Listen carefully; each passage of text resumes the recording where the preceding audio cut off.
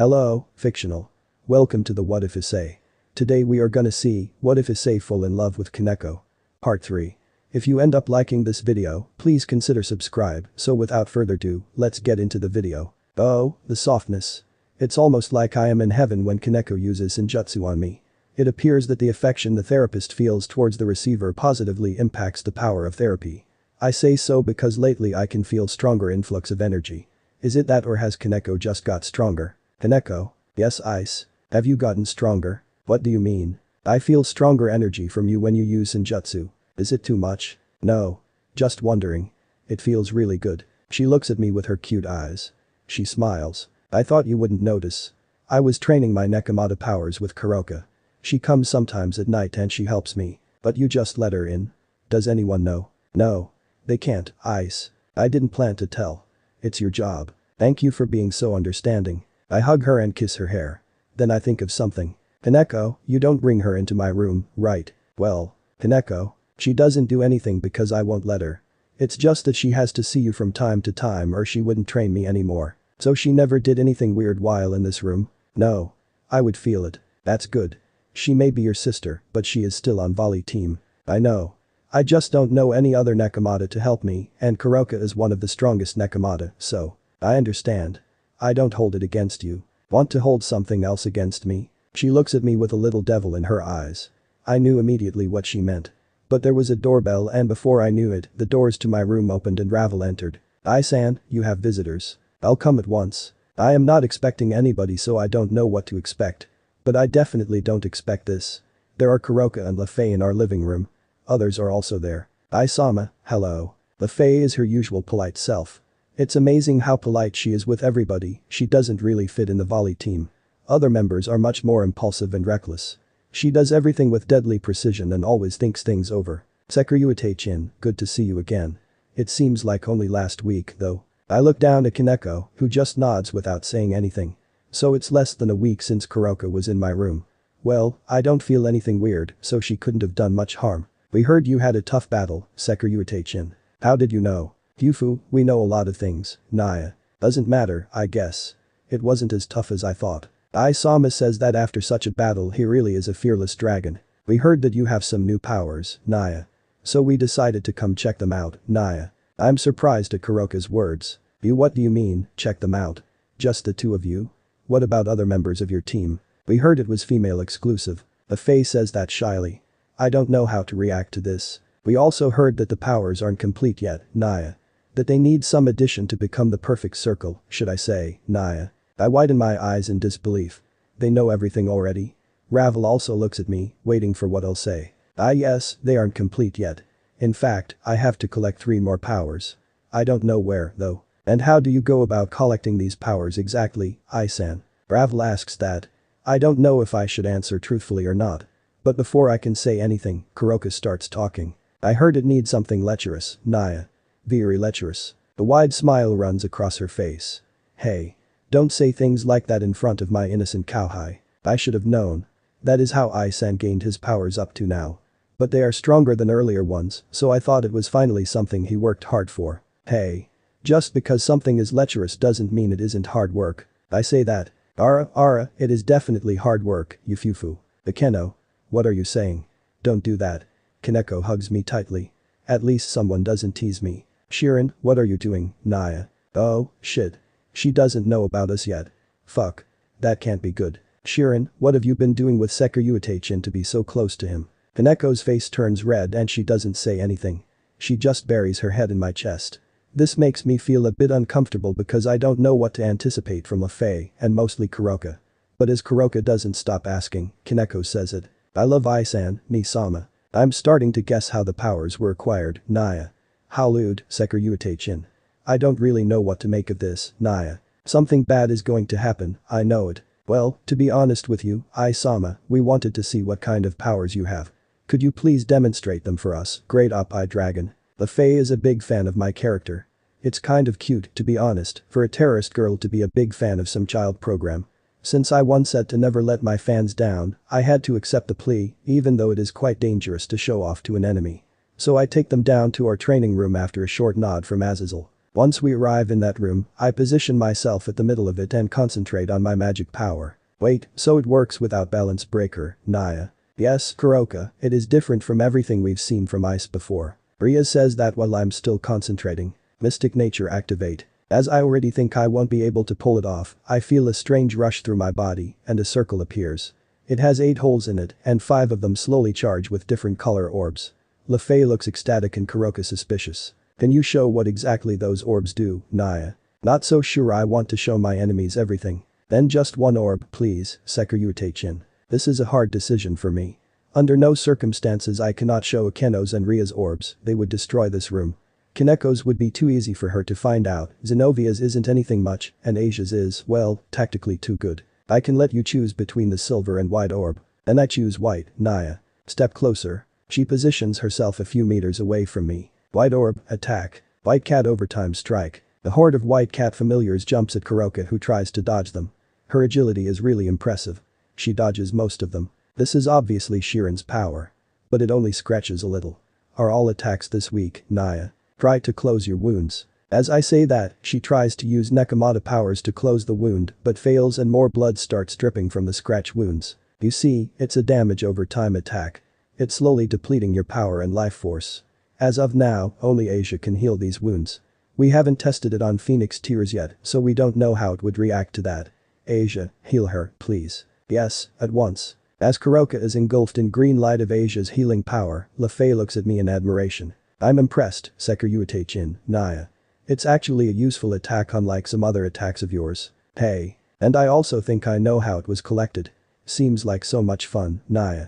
Shiren, was he good? You can't ask that. That has to be against some kind of rules or laws, right? Not that she cares much for rules since she's a terrorist, but still. Koneko turns red again. Heavenly. Koneko. What will happen to me now? You shouldn't say that. I think. Or should she? Naya. What did you say, Shiren? I said he was heavenly, Misama. Oh, this will be a lot more fun than I thought, Naya. Afterwards we went upstairs and had some tea. Then they left and I felt something in my pocket. I said to myself I'd look at it after they leave. It was a piece of paper. All it said was, I will come again tonight. I have to ask you something. LeFay. Just what would she have to ask me? Does it have something to do with the contract with a magician every devil needs? If it was that, I'd have to ask Ravel about it, she is my manager, after all. I go to my room again to think about this, but of course Koneko is there on the bed, waiting for me. Now where were we? She has a certain look in her eyes I haven't seen before. Actually I did, but she wasn't herself then. Is she in heat again? Can't be, she doesn't look like then. I like that look, to be perfectly honest. It's some kind of a mix between an innocent little girl and a very experienced girl from some of my era manga. I come to bed and kiss her. She grabs onto me and throws me on the bed. She is so strong. Kuroka must be training her very hard. She climbs on top of me and assumes the lead. You know, I wasn't lying before. When? In the living room or in the training room? Both. I love you too, Koneko. I feel her tiny eye gently grazing my skin through her clothes. She takes my hands and places them on her butt. Such a firm butt, how didn't I notice this earlier? It feels so nice caressing it. I have a condom for today. I want you to explode inside, but not to impregnate me. She says it with authority and I have no intention to disagree. It is something I wanted to do since I lost my virginity to Ria's. I read somewhere that exploding inside is a great experience that must be felt at least once. Koneko starts slowly to undress me. I try to undress her, but she won't allow me. After she undresses me, she starts to gently stroke my part. Then she undresses and comes to me again, offering me her part. I start licking slowly and am soon rewarded with her quiet sobs and irregular breathing. After a while she moves away and brings a condom from her clothes that are lying on the floor now. Before putting the condom on, she licks my part once or twice. After putting it on, she positioned her part immediately above mine and slowly started to slide down.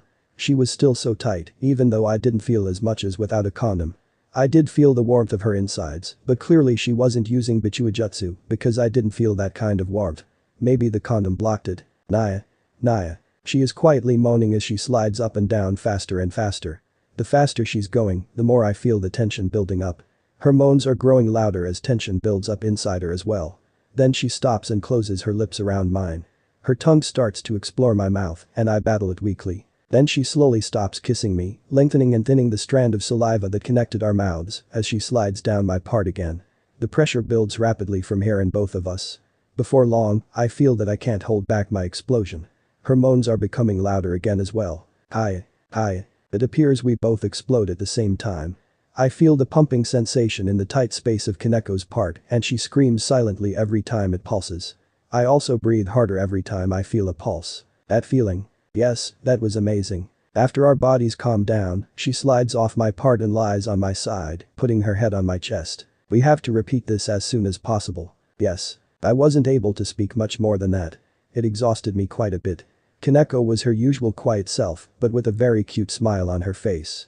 She kissed my chest a few times. As I regain some of my thinking ability, I start to think about LeFay's letter again. What does she need to ask me and why didn't she do it before? Why does she have to come tonight and will she be alone? Should I talk to Ravel about this? I guess I have to wait until evening to get my answers. Up till then I'll just enjoy the embrace of my cute little Koneko. It is the evening. I am waiting for LeFay in the living room. I didn't tell to anyone yet that she's coming back. It might be a bad thing, but LeFay honestly looks like she wouldn't hurt a fly. There's just something in her eyes that is so reassuring. Maybe the way she idolizes my character in the kiddie show that Suzuki-sama is financing. I don't really know what it is that makes me feel safe, but I do and that's the point. I hope she doesn't knock or ring when she comes. Judging from the way she usually appears, she'll just appear in the living room. And she does. I see a blue magic circle appear in front of me and in a flash, she is standing there. She bows as soon as the magic circle disappears. Good evening, Issei-sama. Good evening. I suppose you have read my note, right? I did. What is it you wanted to talk about? Well, it's mostly about the pact between a magician and a devil. Yes. I should pick one soon, I know. I thought that maybe you would like to make a pact with me, Issei-sama. I am honestly not very surprised at this offer. I did expect it had something to do with this. I see. Did you send the application? I didn't. I was scared then. Nervous, rather. But I have been gaining courage for the past few months. I was hoping you haven't chosen the magician yet. But I couldn't ask in front of Kuroka-sama and all the others that were here before. I still haven't gained as much courage. Well, I haven't chosen one yet. But there is a small problem. I say that while stroking my hair gently. Yes. Well, the applications for me are all handled by my manager, Ravel. You know, the Phoenix girl. The blonde one with long drill-like locks. That's exactly the one, yes. I see. So I don't have a chance, is what you're saying. I'm not saying that. I'm just saying that maybe Ravel should accompany us here if this is what you want to ask. She'd have to evaluate you and stuff. I'm not very sure how to bring it to her in a more gentle way. If it is really necessary, should I come back tomorrow or something? I'm not sure. I can go ask her to come down now if you feel courageous enough. No, not today. I have to prepare a resume of my skills to present to your manager. Please, Issei-sama, take this and message me through it when you and Ravel-sama would accept a meeting with me. She hands me some kind of a device that looks like a small bottomless hole. This works like this. You insert something in here and it sends that thing to the other device. So you should write a message. My father gave me 2 of these when I left. One is connected from me to him and this one wasn't in use up to now. It's a very useful invention from our lands. It is indeed very useful. I will contact you as soon as possible, LeFay. Would you like some tea? Sorry for not offering it before. Oh, thank you, Issei-sama, but I must go. I will be awaiting your note. Well, goodbye then. She starts to form a magic circle. I stop her. Wait. Yes, Issei-sama. You said before that you're mostly here for discussing the pact. So, what's the other thing you'd like to talk about? Oh, right. She sits down again. Her face changes. I was wondering about mystic nature. How it really works, how you discovered it, that kind of stuff. I am surprised. She looks genuinely interested in my powers. Is she here for reconnaissance as well? Well, I'm not sure I would talk about stuff like that with an enemy, however friendly the enemy is. I understand. It's okay if you don't want to talk about it. I know it doesn't mean much, but I promise I'm not here to spy on you. I am just interested since I haven't seen something like that before. And you know I have seen many powerful things with our team. Are my powers really that unique? I really have no idea why everybody is so interested in those powers. I believe you, LeFay. You can ask me about it. Really? Thank you so much, Issei-sama. She is very excited, she even starts jumping slightly while clapping gently.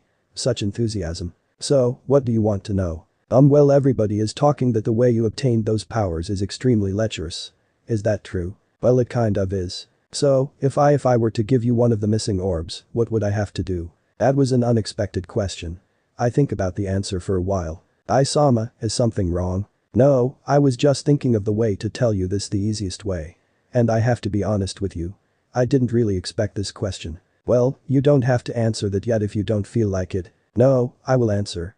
It's just well you would have to give me your virginity. Her face turns red. I don't know what to say. Well, take your time. She is disgusted by it, right?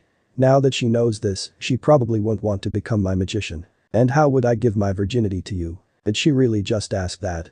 She's that innocent. Do people like that really still exist? Though only Asia was like that, she was a nun after all. You really don't know? No. I wasn't taught much other than magic in my country. I'm sorry, let me just process that. It's very rare for someone not to know these things. Is it some kind of an everyday activity? Faye, in a way, it is. It's your part, right? My part. Am I really going to have to explain all the difference between a man and a woman and sex at once? This will be tough. Well, the thing between your legs. What about it? Well, you girls have that. We boys have a different part there. And the boy part goes inside girl part. This is called sex. It goes inside. It must not be too big, then, right? No, normally not. How big is that part? Can you show me yours? Faye. That's a bit too direct. You can't ask people that. Sorry. So, this sex thing, where and how is virginity a part of it? Well, a girl or boy who didn't have sex before is called a virgin. So, basically, to give your virginity to me would mean to have sex with me and that it would be your first time having it. So, I'm a virgin and Koneko-sama who gave you the wide orb isn't? Yes, that's basically it. So that's why Kuroka-sama was so lost in thoughts before. I asked her about the way you got the powers, but she wouldn't answer. Was she angry that her younger sister gave her virginity to you before her? That's a weird question, Faye. I don't know the answer to it. Under any circumstance, you shouldn't ask her if that's the reason. I don't know much about girls, but I know that they can sometimes get mad, but nothing really important happened. So please, whatever you do, just don't ask her about it, okay? Yes, Issei-sama. We don't talk for about a minute. Issei-sama. Yes, Faye. Would you like to take my virginity? What? Was that too direct? Should I say something else? She looks down in disappointment at her own words. It's just I was unprepared for this question. Don't look so sad, please. You are too cute to be sad. So that is a no. Faye. What are you talking about? I don't know. You just told me stuff I never heard about before and I guess I am confused. I just want to know what it is like, but on the other hand I am scared of it. But I think that since you are the great Oppai dragon, nothing bad can happen to me. It's just. She starts to cry. I jump towards her and quickly hug her, pushing her head in my chest so that no one can hear her cry. She shouldn't even be here and I will get severely punished if someone finds out. It worked, her cry is muffled and she soon stops crying. I try to lift her from my chest, but she hangs on tightly.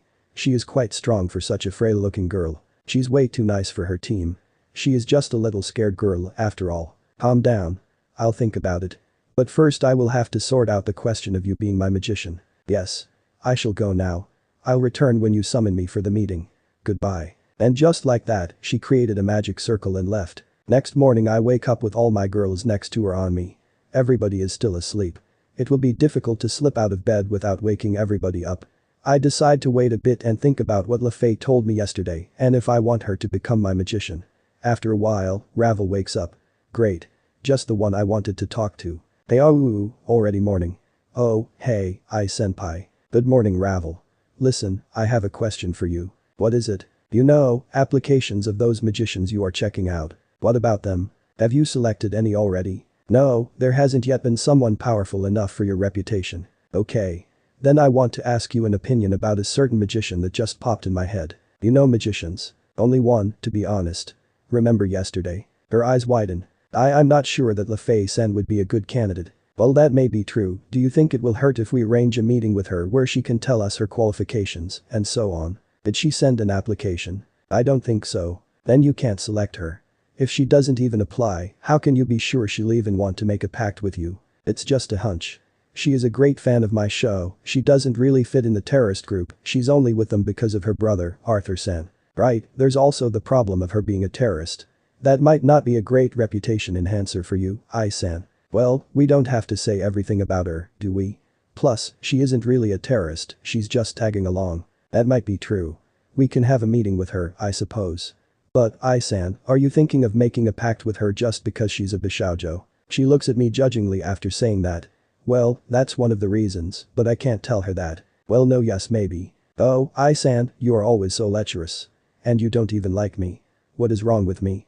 Am I not pretty enough for you, Ai-san? What are you talking about, Ravel? I'm talking about me, a phoenix, you, a dragon, and the incredible power that could be with our union. But you don't even look at me, only at all those other girls, and I feel left out and. She stops talking and starts crying. I don't know what to do for a moment, and before I realize I can pull her closer to me, the whole bed is awake. What is going on here? Ara, what's with the crying? That Yakitori again. Ravel. Hey, are you okay? Oh, boy. This will need some explaining. Oh well. It's not like it's the first time. The breakfast is every bit as awkward as I thought. I'm quietly eating the food and I feel their looks on me. Everybody. Even Gasper, who doesn't quite know what is going on. And it's all silent. Ravel still has tears on her face, and Koneko is glaring with a look that can probably melt steel. Akeno is her usual smiling self, she is definitely enjoying what's happening. Asia is looking around, trying to come to terms with what happened earlier. Zenobia is also looking pretty angry. Only Riaz isn't puzzled or sad or angry, but she is looking at me nonetheless. I try to start some kind of conversation, but nobody joins in, so I just stop after a while. I finish my meal and go to the training room, where I am joined after a while by Riaz. Ice. Yes, Riaz. Can you explain what happened? I have a quite good idea of it, but probably it will be clearer while we're alone. Ah. Of course she wants to talk about that. It will be one of the hottest conversation starters, probably for the next few weeks. So, LeFay came to me tonight. Yes. That much I have understood. She came to discuss my pact with a magician and to say her willingness to make a pact with me. But she is an outlaw. Yes. And I told her that. And that I have to consult my manager about it anyway. And I promised her to ask Ravel if she could overlook the lack of application from her and maybe have an interview with her. I see. I understand now why Ravel is mad. You do? Do you really not see what it is that bothers her? I really don't. Can you tell me? Oh, Ice. Do you remember the raiding game we had with Razor? How could I forget the moment I made myself so weak I couldn't protect my king? I remember every moment of it and I remember it with grief. Yes. I remember. Ravel was there too, remember? I do. And what was her attitude against you, Ice? If I recall correctly, she hated me even more than Razor. Exactly. That was because you were weak then, and Razor was the most powerful young devil. I am still weak. But not nearly as weak as then. And your powers grew and grew while Razor's weren't improving half as much. Are you saying I am stronger than him now? Maybe. I'm not certain. But I know this. You are stronger. And this is the reason why Ravel was sent to us. Not just to be your manager, though that is very nice. Are you trying to say? She can't mean that. It's unthinkable. I can't believe I even understand the same thing as Riaz. But could it be true? You're a dragon, Ice. She is a phoenix. Two fire creatures. Nobody knows what immense power could come from the union between these beasts. She was sent to you in hopes of overcoming me, so you would marry her, not me. However, they couldn't know my kitten stole you away from me before they could. She is referring to Koneko, of course. I see the sadness in her face. Riaz, I say, shivering. Please don't cry. I go to her and hug her. I'm sorry, Ice. I just imagine what our life would be after you take me as your wife, but love Koneko more than me. I fear I won't be able to withstand it as gallantly as I thought. Does she really love me this much? But I love her too. Almost as much as Koneko. And I am a dragon, we make our harems naturally. Now that I think of it, I don't know how women in harems feel about other wives. Is harem life really that emotional to the girls? I haven't been thinking much about it other than from my perspective. You're right, I said. I never thought about it that way. I was thinking about me and only me. Oh no, it's not your fault, Ice, she said with a straight head. I'm probably just overthinking it. It's not like you will forget me, right? Never. I can never forget you. You brought me back from the dead, remember? Yes, I do. After you had called for me. I feel better now. Fancy a spar, since we are in the training room. She looks happier now. Did she understand? Did I? I nod to her, offer and brace for impact. A few blows from my side, a few from hers. I block before trying to retaliate. Ice. Yes. How do you feel about this phoenix thing? Well, I don't know, really. What do you think? I had time to think about it. It is good for you, I think. How? You have always wanted a harem, didn't you? I blush. Of course I did, it's every man's dream. I stroke my hair slowly. Well, yes, I did. But I never knew it would be this hard. What is so hard about it? Keeping all the girls happy, of course. After a while we finish our spar and as I go to my room to change and wash, I see Ravel sitting on my bed. She is not crying now. Maybe she wants to tell me something regarding LeFay. Ravel. I didn't expect you here. Well, I have been thinking. About that thing you asked me this morning. Ravel, you don't have to if you don't want it. It was just an idea. I tried to explain, but she looks stern. No, that is not a problem at all. I understand why you would think she is capable of being your magician. Even if she is a terrorist. She isn't really a terrorist, she is just hanging with them because of her brother. That is true, but willing or not, members of the party of terrorists are terrorists as well. I could only agree with her. She is so smart and always thinks before she says anything, much different to me. Well, as I was saying, I can allow her to come for an interview. Can you message her? I will do that at once. I start writing the message immediately at my desk. In the end I have written a short message. Buffet. Ravel decided you can come here for an interview. Message me when you can spare some time. Issei Hyoudou. I throw it into the gadget LaFay gave me and watch in awe as the message is getting smaller and smaller, eventually disappearing. I wonder if it really worked the way LaFay told me. I do not doubt her, but I'm still curious as to what kind of magic is required for this to work. What's that, Issei? To tell you the truth, I'm not sure myself. It's a gadget that LaFay gave me tonight and it can be used to transmit messages almost instantly from here to wherever the person that has the other end is. I have not even the slightest idea how it works. Ravel is looking at the thing in curiosity. We don't have to wait a long time for the message to return. Isama, I am honored by this, be sure to tell that to your manager. I can come in a few days, on Thursday, if that's alright with you. LaFay Pendragon, so I guess that is dealt with. I answer in a hurry with the hour Ravel tells me. I guess since that is dealt with, I can leave now, Issei. Ravel bows slightly and exits the room. I lay down on bed, thinking. What could happen to change Ravel's mind so quickly? Does she want something from me? Is it true what Riaz told me earlier? Is the Phoenix family really trying to catch me in their intrigue to make a fiery union between a dragon and a phoenix? Do they have any secret motives behind that? The Phoenix family really isn't to be trusted, I understand that much. What if Riaz isn't right and Ravel was just sent to me on her wish? I kind of hope Riaz is wrong and that it was purely Ravel's wish after seeing the success of my show. Hey, comrade. How's life? Greg. You're awake. Well, not for a very long time. Maybe an hour. Long enough. What do you make of what happened today? I heard the tone the bird girl used when talking to you. I sense Riaz is quite right. It is probably really meant to create some sort of an ultimate fire monster, so there is no chance Ravel is sincere. She could be. I don't know. Well, previous Ekyuites probably had a lot of women. They did. Don't you remember their tones and intentions? Comrade, there were too many to remember all, or even a fraction, to be honest. I only know that I felt a certain kind of sincerity in the bird girl's voice. That's oddly reassuring. Are you awake for good now? Maybe, if you don't decide to die again. Even then I'd probably have to leave your body, since there probably won't be Office and Great Red there to give their powers to you. I have no intention to die. The sooner this Chaos Brigade problem is dealt with, the better. More time for me to enjoy girls. That's exactly how I remember you. Sincere to the point of stupidity and very simple goals. Only there is a problem of achieving the goal. You know that it won't be easy, right? I know, Dreg. And I hate it. You know that too. Well, I guess I remember that as well. Either way, I'm awake now, yeah.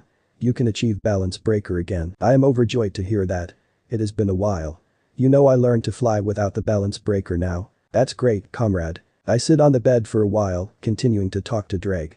Then I hear a knock on the door. Enter. Koneko enters, closes the door and jumps straight into my lap, purring as she lies on my knees. Dreg is awake again, you know. She lifts her head and looks at me, smiling. She isn't angry anymore, I think. I try to pat her head, but she catches my hand and starts licking it, not even saying a word. And for a moment I forget about Ravel and the possible intrigues I might find myself in. As long as I have Koneko, I am a happy and safe boy. Finally Thursday is here. It was a long wait, but I'm happy to put this behind me as soon as possible. I'm meeting LaFay with my manager Ravel to work out the details about the pact, if it comes to one. The day starts perfectly, with the girls waking up one by one, giving me a kiss. I can't rise before all of them wake up since they have me surrounded from all angles. And of course Koneko is last to wake up and she is lying on my chest, so I can't move at all before she wakes. I quickly eat and wash myself before going to school. The meeting is after school. And of course every time I look forward to something, school seems to last longer than usual. The teacher is talking of boring things and I can't even concentrate properly. Finally it's the first break. Mitsuda and Motohama come to me. Ice, you up for some night out tonight? I have a very important meeting after school and I don't know how long it will last. Again? You have those almost every day. Have you forgotten about your comrades? Mitsuda, you see. I told you he doesn't have time for us. It's like that since he got in that occult research club. He's surrounded by Bishoujo and doesn't care about us anymore. Even when he was supposed to hook us up with a girl he sent us to that freak. They still haven't forgotten their encounter with Miltan. Well, it is kinda hard to forget that guy. It's not like that at all. No. Then how come the last time we played games together was so long ago I can't even remember. That was 2 weeks ago, Motohama. I know it can't be either way, before that. I have apparently been spending way too little time with them. I guess they are right, training to become a stronger devil, choosing a magician and all the other stuff I am doing take away a lot of time. Have I been neglecting them? No. I clearly remember us going out every 2 weeks. We play games every 2 weeks, like we always have. Motohama lost his words for a moment. You win this time, Ice. But don't think that we will forget about this. Saying that, the break ends and the teacher returns. Damn, will this day ever end? After 5 more lessons it's finally time for the school to end. I run to the old school building without as much as watching where I'm going. Then I hear a scream of pain and I fall. I'm so sorry. As I turn back to see who I ran over, I see Kaichu. Kaichu, sorry, I didn't watch where I was going. Why such hurry, Ice-kun? I'm just happy that the boring lessons have ended for today. Always in such a hurry. Well, I understand you have an important meeting today. Go there, don't let me stop you. She knows. How? How do you? I just know. Why? Sometimes I feel everything I do is watched. Sorry to cause you discomfort, Ice-kun. It's not your fault, Kaichu. See you. Finally I reached the old school building. It was arranged to have a meeting there, just the 3 of us. I find that very weird. Why would Riaz leave the building to ourselves? That wasn't like her. Maybe she just wanted to show the presence of power the Gremory clan has. Whatever the reason, when I arrive there, Ravel and Lefay are already there, Ravel with her typical fiery red gown, with the golden locks of her hair falling over both shoulders, and Lefay in her blue magician outfit, complete with the pointed hat. I am afraid someone might look at her in a strange fashion, but nobody seems to notice her. That's good, I tell myself. Lefay, I am honored by your arrival. The honor is all mine, Isama. Ravel shows us in impatiently. I haven't seen her like that before. We sit ourselves in the common room. Ravel pours us some tea before we start. The meeting goes on for a while. Mostly it's Ravel asking questions and Lefay answering them. Most of her answers are impressive, like claims of possessing skill to cast very complicated spells, her ability to enchant majestic creatures to her command and similar. Ravel sits there in disbelief for almost every answer, but for every doubt Lefay presents her with a paper that backs her claim. Even I can see how impressed Ravel is. Ravel then decides that she heard enough. Okay, this interview is finished. This is definitely an impressive resume you have there. But I have to ask you one thing more. They ask, of course, Ravel-sama. She goes to her side of the table and whispers something in her ear. When she is done, Lefay is blushing wildly. Hey, are you sure? I haven't been so sure in my life. Can you do it? Oh, of course. At once, Ravel-sama. Good. The devilish grin is pasted on her face. She is looking at me. What did you tell her to, ow? Before I can finish my sentence, I am lying on the floor with my back down, arms and legs immobile. What is going on, Ravel? What do you plan on doing? Nothing you haven't done before, I-san. What is she talking about? I hear a hissing sound then and I see my clothes on the other side of the room. I look down and see I'm naked. Ravel? Why? You know perfectly well. Saying that, she undresses herself. I have never noticed just how beautiful her oppai are. Not too big and perfectly round, and her body is very slender as well. I somehow manage to look at Lefay who is still blushing, her cloak on the floor as well, though her panties are still there. She doesn't wear a bra, I realize. Her oppai are about the same size as Koneko's. So small, but so enchanting at the same time. Ravel-sama, are you sure you want to go through with this? Of course, Lefay-san. And I see you're not naked yet. You'll be late to the party if you don't undress soon, you know. Yes, Ravel-sama. She takes off her panties, and now all 3 of us are naked. I feel myself hardening but still unable to move my arms or legs. I still control my face, though, so it's not all bad. Make sure you hold the spell until we are finished. Yes. But why? Well, I-san, I am afraid you will run away from me like you did so many times before. That depends on exactly what you are planning to do to me. I just want to give you my virginity. To strengthen your powers. And who better to strengthen you than a phoenix? She's so stern and determined to have her way, I can see she won't take no for an answer. If that's what you want, you don't have to magically bind my hands and feet. You could just say so. I would, but I was afraid you might not want to be so obedient to my cause. But with a magician as strong as Lefay-san, by the way, she could also strengthen you quite a bit. I haven't met a magician more powerful, at least at this age. Well, I give you my word, you don't have to bind me for this. I am so lecherous. But better to have an active role in this if I am a part of it. I just hope nobody enters the room while the 3 of us are naked. Okay. But remember, if you try to run, I'll have Lefay put a stronger bind on you next time. I nod.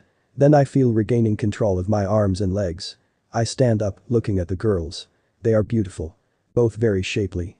Ravel has so much fire in her eyes while Issei still looks unsure. Issei, are you afraid? A little, Isama. Remember what I told you when you came to me that night? Yes. Then you don't have to be afraid. And you can I just watch a little for? Of course, if it makes you more comfortable. Saying that, I walk towards Ravel who jumps straight at me and I have to catch her quickly before she starts kissing me wildly. Fiery more than just in a name, apparently. I lay her on the couch and start massaging her up high gently. Her nipples are already hard. After a little, I put one of them in my mouth and Ravel starts moaning. But not for long. Ice, get on your back. I do as I am told and she starts rubbing our parts together and soon it's all wet. Then she slowly slides down and I feel the exact moment her virginity breaks. She flinches a little but doesn't scream. Brave girl. And so good with her movement. Definitely doesn't feel like her virginity just broke, but I clearly felt it. Ravel. Yes, Isan. How do you know these movements? I watched one of the movies you have hidden. Seriously? Does everybody know where I keep my era manga and movies? Well, just remember to get off when I say I will explode. I don't want to get you pregnant. I don't want to get pregnant too. Yet. Though that shouldn't be a problem. What do you mean? I went to a store here in Human World and asked them for something that girls use so they wouldn't become pregnant. The clerk gave me this. She has in her hand a thing that looks suspiciously like a condom, but bigger. That's a diaphragm. It doesn't prevent pregnancy if it's not inserted inside your part. Oh. Okay then. I'll jump down as soon as you say. As she is sliding up and down slowly, I feel something else on my cheek. I turn towards that and I see Issei with an ever redder face than before. She kissed my cheek and she already feels dirty. Such innocence. I pull her face closer to mine and kiss her on the lips. She appears to open her mouth by instinct and I use that moment to move my tongue around her mouth. I feel her shivering as I do that. Soon after that I feel the explosion coming. Ravel, it's coming. She jumps off and rubs my part with her hands. Soon the explosion is there and Issei looks afraid again. Of course, it's her first time seeing something like that. She closes her eyes. Issei, what is wrong? Nothing, Isama. It's my first time seeing this. Don't worry, it doesn't hurt at all. Although I will need a few minutes before I can do that again. During this time I can try to relax you. She nods. Ravel gets off me and I stand up, then put Issei where I was before. Then I start kissing her all over her body. She shivers with almost every touch, but I can see she is enjoying it from the quick breathing. When I almost get to her part, she is slightly moaning. I switch my kisses with the tongue, and her moaning intensifies instantly. As I touch her part with my tongue, she jumps and screams. The juices are so sweet I can't stop. She starts shaking more and more violently until she erupts. What was that, Isama? She says that after her cries die out. That, Issei, was a female explosion. Did you like it? Yes, Isama. Is that how you felt before? Yes. And now you should be relaxed enough for me to take your virginity. If you still want to do it, of course. I want to, Isama. Okay. Just a little warning, this will hurt a bit. But only for a little while. Ask Ravel if you don't believe me. Ravel nods in agreement with me and I slowly insert my part into Issei's. She lets out the cutest scream I have ever heard as her virginity pops. The second time it always takes a little longer to explode. I adjust the speed and power of thrusts as time goes on. Issei's cute screaming continues all the time, but the pain is no longer there, I can hear it. Her inside is even tighter than Koneko's. I didn't even know it is possible to be tighter than that. After a while I am finally close to finishing, so I take my part out and Ravel starts rubbing my part again and before long, another explosion leaves me breathless and tired. When I regain my wits, each girl is on one of my knees, kissing my cheeks and embracing me. When we dress again, Issei asks Ravel. Ravel-sama, so, about the pact. You're accepted. I will arrange for you to seal the pact with Issei soon. Hearing that, Issei starts jumping with joy all around the room. Such pure happiness. She then says goodbye with another kiss to both mine and Ravel's cheek and disappears. Me and Ravel then go towards my house. Ravel is simply radiating with joy as we are walking. I am happy too. Issei would be an amazing magician to have a pact with. When we finally reach home and enter, the house is abnormally quiet. Is something wrong? I look at Ravel and she also doesn't know what this is about. We search the whole house for people and finally find everybody in the training room. Well, almost everybody. Where's Koneko? Ice. The voice is sad and it belongs to Rias. Something is very wrong here. Yes, Rias. Do you know where Koneko is? No. What do you mean? Someone took her. Who? I don't know. Are you sure someone took her? She doesn't even say anything, she just nods and starts to cry. Who took my Koneko? The remainder of the day went by so slowly. How? Why would anyone take Koneko? Where did they take her? Are they treating her well? These and much more were the questions I wanted answered. Everybody sent out their familiars to search for her, we even patrolled the city ourselves, but we couldn't find as much as a trace of her. Whoever took Koneko took great caution in it, removing all the clues that might lead us to her. What are they planning to do to her? More importantly, who? Nobody takes my Koneko without paying for it, but it feels like I failed her again. I promised her I would protect her from harm more than once. But as usual I somehow managed to screw up again. After the whole night of fruitless search we finally give up on finding her. As we arrive in our house, I sit down on a couch and stare into the wall with a defeated look on my face. Ice, it's not your fault. As usual, Riaz keeps her composure. But it's different this time. I can see it in her eyes that she is barely holding the tears back. I know it isn't, but it still bugs me. I have to find out who did this and why. And I don't want to rest until I find her. I think that you still need rest. But we have looked everywhere and we couldn't find a single clue. I think it is safe to assume that whoever took her will soon present us with an offer of exchange. Exchange? What? Do you think that Cow's Brigade and their fake office want the real thing back? I don't know that. And don't talk about it, there might be someone spying on us. What difference does it make? If it really is them, they already know we have her. They just might be just regular kidnappers, taking kids away to get money from distraught parents. And you think Koneko would just give up without a fight? This was no human work and you know it. She can't hold back the tears anymore after I say that. I know. Yes. I just wanted to believe. I hug her. I know. Sorry. It's just I'm very sad and angry at the same time.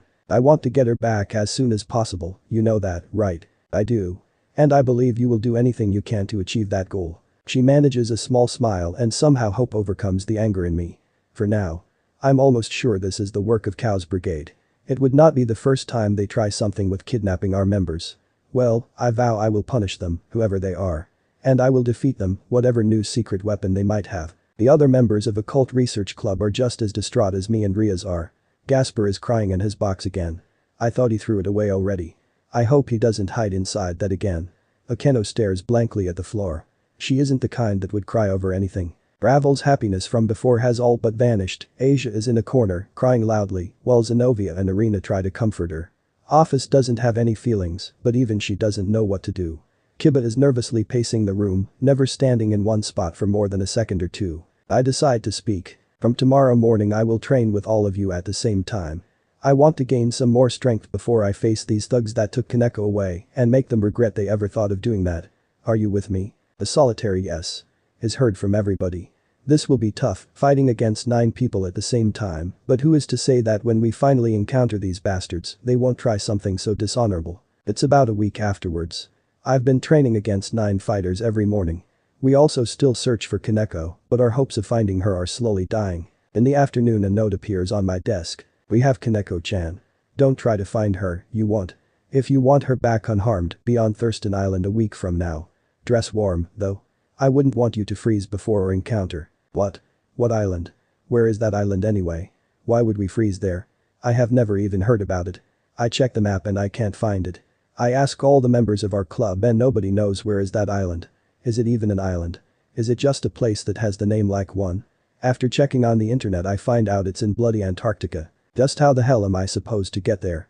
And the dude wasn't even joking about dressing warmly, the island itself is made of ice. I show the note to other members of our household. None of them are very happy about it. I smell something wrong about this. Ria speaks first. I answer. Something. More like everything. Well, just be there, it doesn't seem right. Do they want to harm you somehow? I mean, it doesn't say anything about a ransom or anything like that. Yeah, I find that extremely weird as well.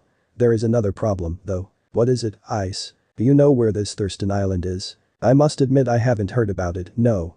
Where? Antarctica. You're kidding, right? I don't know. I couldn't find it anywhere, and the only hit on the internet is an island just off the Antarctic Peninsula. How are we supposed to get there, then? That's exactly what I wanted to ask you.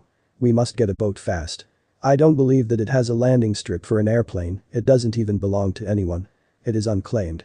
And we are pretty far from it, so I think the boat must be either extremely fast or must leave right now. That's a good thought. I will go search us a boat. Occult Research Club, I guess we're going to Antarctica. Better pack every warm piece of clothing you own, and fast. As everyone but me and Riaz leaves the room, I hear a faint pop and something black appears in the room. Sekiryuite-chin. Did you hear? They took my Shirin. Hiroka. How did you? No. I don't know. I just did. She is my sister and we are both Nekomata. We feel these things somehow. She jumps at me and latches on tightly. Sekiryuite-chin, we must save her. Please tell me you will. I will. I have just received a message telling me where she is. I show her the note. Her eyes widen. I will go with you. And I promise I will make them pay. I promise, Naya. I look nervously at Riaz, who didn't manage to say anything yet. Riaz, what do you say? She looks puzzled. I don't know. It shouldn't be bad to have a Nekomata with us, especially as skilled one as Kuroka-sen is. Yes, Naya. I can help. Please, Riaz-sama. Riaz sighs. I guess it won't be a problem arranging a boat for one more. But dress warmly, Kuroka-san, we're going to Antarctica. They took Shirin there, Naya. And she hates cold so much, Naya. Always has. Riaz just nods and leaves me alone with Kuroka. She is still holding me close to her. Her jet black hair is falling freely down her back and I finally see the similarities between her and Koneko. Other than the difference in their eye and hair length and color, their body type is essentially the same. I realize her face is just like Koneko's, I can almost see her in front of me. It's almost like it's not Kuroka. I unknowingly lean in and kiss her on the cheek before realizing what I just did. Then I disentangle myself from her and jump backwards. Something wrong, Sekiryuite-chin. I can't even say anything. Fool. Idiot. How can you do something like this? What is wrong, Naya? For a second I thought you are someone else that you are. Shirin? Of course she looks kinda like me, we are sisters, Naya. I am sorry. For what, Naya? It's just I just miss her, that's all. Then we must definitely rescue her. I nod. We will, I say. We definitely will. First an island. It's bloody cold here. A perfect spot to bury that worthless piece of shit that is the Red Dragon Emperor. And nobody will even miss him nor find him when I'm done with him. And he will come. If he wants to see his beloved Koneko-chan, he will. And he will put up a good fight. He is still so weak, though. He is powerful, but not enough to face me in a fair fight that will settle this once and for all. I will have to make sure he brings out his best, or else I will end the fight before it even starts. I need a good exercise. It's been too long since my last good one. And when he finally gives me his best, then and only then I will grant him the peace of death. I have waited long enough. It's time to settle this. The winner takes it all, Hyoudou Issei. And I am the only possible winner here. I go towards the cage where I keep my prisoner. The guard lets me in without a second glance, knowing he does not want to provoke me. There she is, arms and legs still chained to the wall. Feeling better today, kitten? Fuck you. I see you are no more talkative than last time. You expect me to talk with you? Such coldness in her voice. Why such a cold voice, kitten? You surely don't mean to fight me, do you? What if I would? Then that shitty poser would never fight me the way I want him to. I want him to fight me as hard as he can, you see. And I cannot achieve it without you alive. He will kick your ass all the way to Pluto. A smile comes across my lips. That, my dear kitten, is exactly the attitude I need him to be in. And all the better for you. The sooner he gets that attitude, the less pain you will be in. Saying that, I walk away, locking the door behind me. End of the here. So that's it for today's video guys. Before you go, just like the video and share it with your friends. Bye.